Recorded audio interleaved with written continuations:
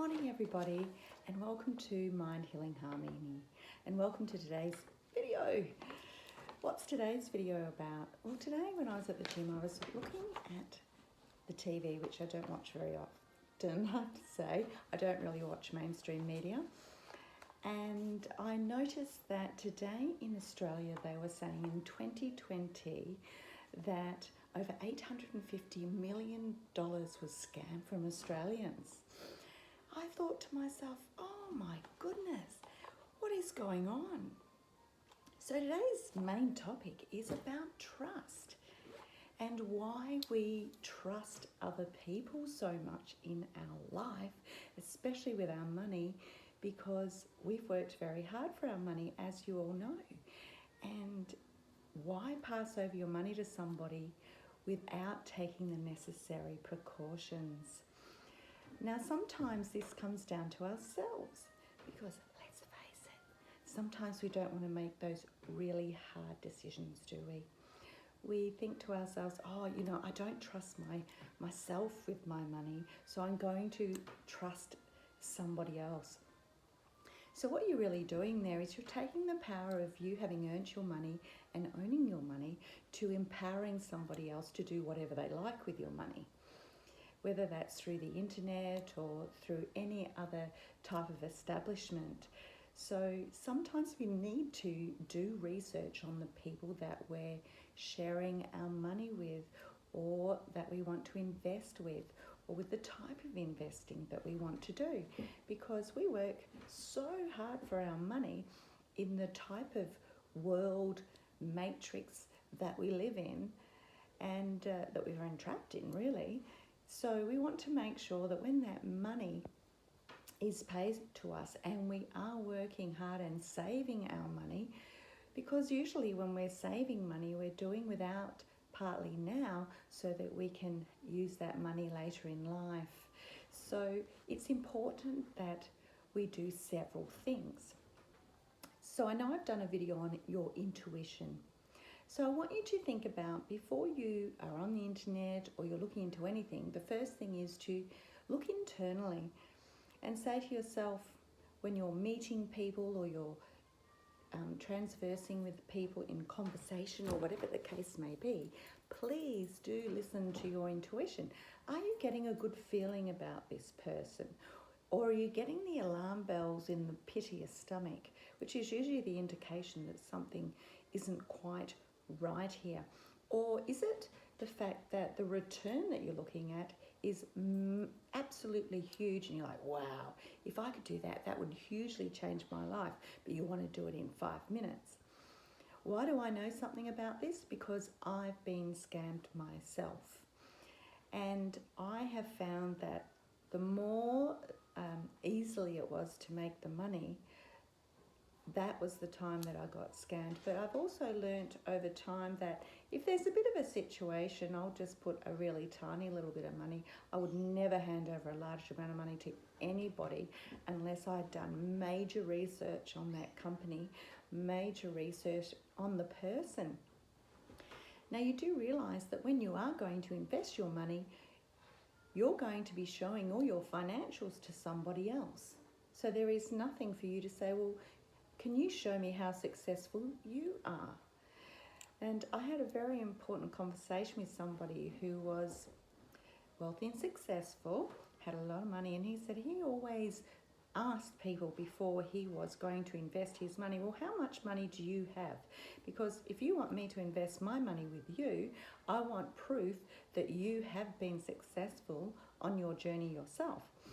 And that's a fair question, isn't it? Because when we're out there in the world and we're looking at investing, etc., people want to see your credentials. Like when you go to the bank and get a loan, what do? They check up on what you've been earning, how much you've got in savings. They pretty much want everything and strip you down to nothing, don't they, before they'll even loan you any money. So it's fair enough that you're going to invest or you're going to move into some sort of situation that you ask the same questions. Now, that has to do with trust. So in other words, if you're willing to trust somebody and them to be able to help and assist you, then there should be no issue with them wanting to show you what they have, because that gives you the trust and respect of another human being. Some people may agree with this, some people may not. But if you've got nothing to hide in life and somebody else is exposing their personal information with you, why shouldn't you also know theirs? So that's something that some people go, oh, gee, I don't know. And most people will say, I don't have the guts to do that. I don't have the guts to ask somebody. I sometimes say this to people when they go to a financial advisor. You know, it's nothing for you to ask a financial advice that you don't know. So how's your financial situation? Can you prove to me that you've actually made it in life, that you're a really good financial advisor? Can you show me what your personal returns are? Because that's exactly what they're going to be doing for you. And that's a fair question, I think. The other thing is that we also have a very emotional attachment to wanting to achieve more. So sometimes we are emotionally driven by outside factors. What might that be? So you remember the rah-rah of the seminar, going to seminars, etc. You know, and this person gets that person who gets that person, and they're all referring each other on and on and on. Well, that's also about trust. And that's why I also come and put together, in reality, trust and tuition go together. So when you're going along to something, just because Joe Blogs trusts that person doesn't mean you trust that person. Do you know that person? Probably not. How many times do people join something just because their friend said so, or somebody they're close to said so, but they don't know the person beyond that who's doing the investment, etc. So this also comes to, when you're trusting yourself, you need to trust yourself with the decisions that you are making. So that means also doing your own research on the internet, doing your own research of the company, the directors, the ownership. We need to own ourselves. I think in this day and age we've enabled ourselves to trust other people too much and not trust ourselves and our own intuition, and to be able to trust the decisions that we make.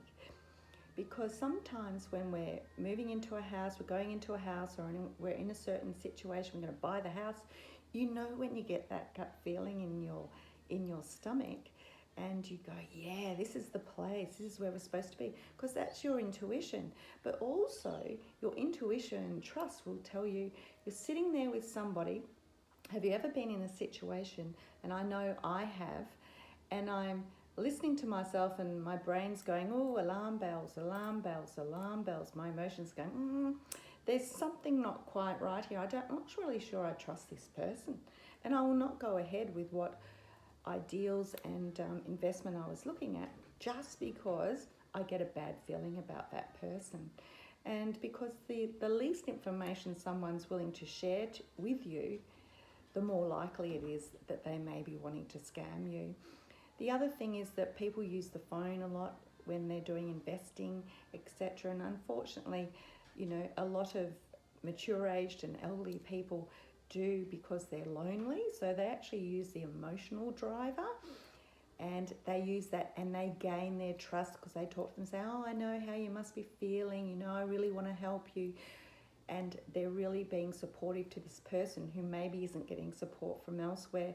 And because as living souls, we want to be loved, we want to be cared for, and we want support, then sometimes we can become a little bit gullible because of what our needs are, and we aren't thinking logically, and we aren't thinking with our intuition and looking at that trust factor and researching and finding out as much as we can.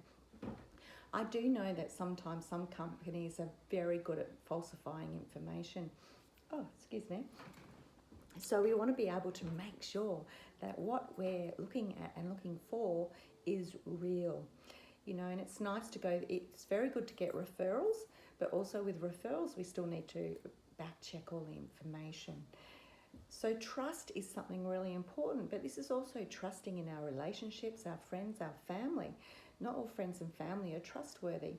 So have you been in a situation where you've got a friend and you really do respect them, care for them, trust them, and you loan them some money and then they never pay it back? And you think to yourself, well, hold on a second. I worked really hard for that money.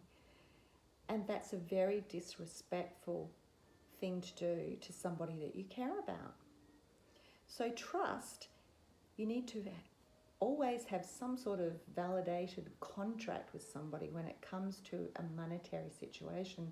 So in other words, let's just say hypothetically that you were borrowing $1,000 to a friend. You sit down with a contract and you don't just leave it open. Maybe a good idea could be, to get them to promise to pay back $20 a week or something. I don't know. And I'm no financial advisor, so it's just a bit of fun information here to just help guide you with that trust, and not to just readily just say, oh, here you go, no worries, and just openly do that with people. It would be really lovely if we lived in a world where we could openly trust people, but unfortunately, not all people are trustworthy. So we need to make sure that we're backing up what we're doing. And the accountability of that is that when you're trusting somebody and you just hand over money, you have to be prepared, if you haven't made a contract of sorts, just a written contract with them, or in whatever factor asking them to pay it back, you have to be prepared to let go of that money, because realistically you have handed it over to that person. So you've empowered them and disempowered yourself, because you've given away what you've worked for. And that also comes down to just being a very caring human and allowing yourself to feel like you want to help other people, which means it also helps you to feel good, which is fine. But then again, what happens when that person doesn't pay back that money? This is when we come into conflict, don't we, with trust. And all you need is one person to rip you off, one person to not pay you back that money, and you start getting that sick, awful feeling, don't you? Has anybody else had that feeling? So when you get that awful feeling going on, you think to yourself, oh, how am I going to, talk to them about this? Oh, geez, I don't know how I'm going to ask for my money back. So trust is a really important emotion, and trust is something that has to be earned by other people before you give the trust to them. So maybe think about that next time you hand over something that is yours, because if you don't get the boomerang, you loan something to somebody, which still again comes back to trust. You entrust your property with them, and then it doesn't boomerang back to you. You sort of think to yourself, well, you know what, next time they ask me to borrow something, that's a no-goer, okay? What this also does is it unfortunately fractures us. And therefore, the next time somebody who may be trustworthy asks us for some help or assistance, we sort of think to ourselves, gee, I don't know, the last time I did that, I was ripped off. Or the last time I did that, I didn't get my camping fridge back. Or it came back damaged. So what we need to realise is that there's a price for everything, and it's the accountability of the person who is loaning, and it's an accountability for the person who also is going to give it back. So always make sure that you are trying your best to ensure that no matter what you do with your income that you've worked hard for, that you are entrusting somebody that you can trust. As much as you can, check up on them, make sure that what they say is what they are, okay? Because I just find $850 million massive for people to have let go of, who have been scammed. And I find it very, very sad that people have trusted people that much. But we all have to go through this as part of our journey. And that's how you learn more about yourself, and you learn about what you need to do, what you need to check, what you need to research, okay? And it's all right to make a mistake, but when you do, try to make sure it's not a big one, because I've had some woozies, and it's very painful when you've worked very, very hard. So these are some of the lessons that I have learnt in life, and I want to share what I've learned and how you can not, or maybe prevent this from happening to you in your lifetime, no matter what your age is. Because We need to care for others. We need to make sure that we're protecting each other. And as I said, the main thing here is people need to learn and they need to earn your respect, okay? So for today, I hope this video has helped you. I hope I've covered everything. I've got my little notes here, so I'll just have a look. Yes, I have covered everything, so that's awesome. So if you've enjoyed today's video, please do like or subscribe, because I would love to share some more information with you. And please share it around if you'd like, because I'm sure some of this information will help somebody you know or somebody close to you. Thanks very much for taking your time today to listen, and I will talk to you again. Have an awesome day. Bye.